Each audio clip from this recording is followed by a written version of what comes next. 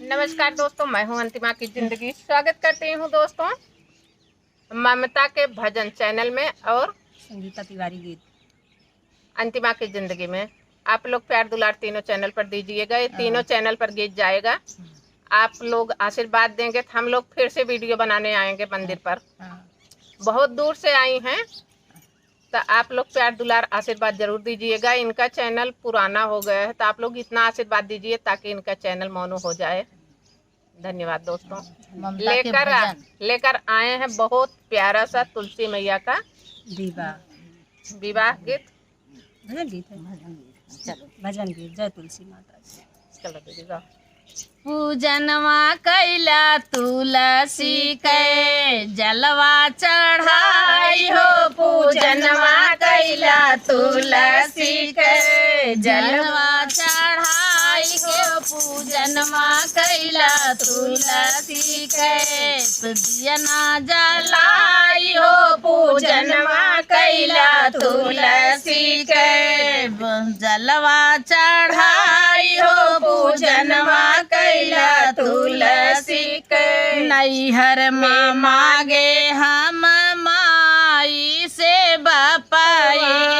नैहर में गैया हम माई से बपाई। अरे भाई एक दाई दा, भाई एक दाई दा, डोली के सिंगार हो। पूजनवा कैला तुलसी के जलवा जलाई हो। पूजनवा कैला तुलसी के जलवा चढ़ाई हो। पूजनवा कैला तुलसी के ससुरे माँ दी हो। ससुरे माँ मांगे हम सासू से ससुरवा।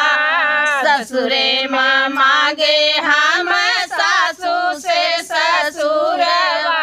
अरे ननदी एक दाई दिया, ननदी एक दाई दिया, अगना के सिंगार हो। पूजनवा कैला तुलसी के दियना जलाई हो। पूजनवा कैला तुलसी के दियना जलाई हो। पूजनवा कैला तुलसी के अपना का मांगे हम अवध सिंघोरिया।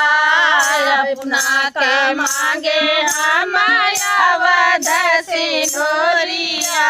अरे गोदिया में मांगे हम, गोदिया में मांगे हम मदना गोपाल हो। पूजनवा कैला तुलसी के दियना जलाई हो। पूजनवा कैला तुलसी के दियना जलाई हो। पूजनवा कैला तुलसी के घरवा का मांगे हम धन दौलतिया।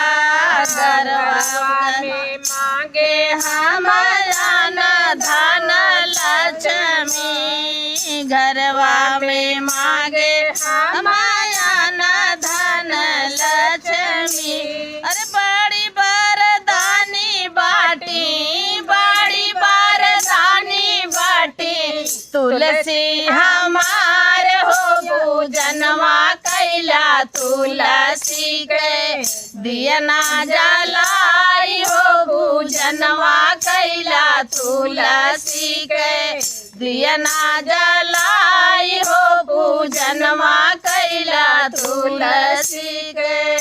बोलो तुलसी मैया की जय। दोस्तों, हमारा ये गीत कैसे लगा कमेंट बताना, सपोर्ट करना, प्यार दुलार आशीर्वाद जरूर देना दोस्तों।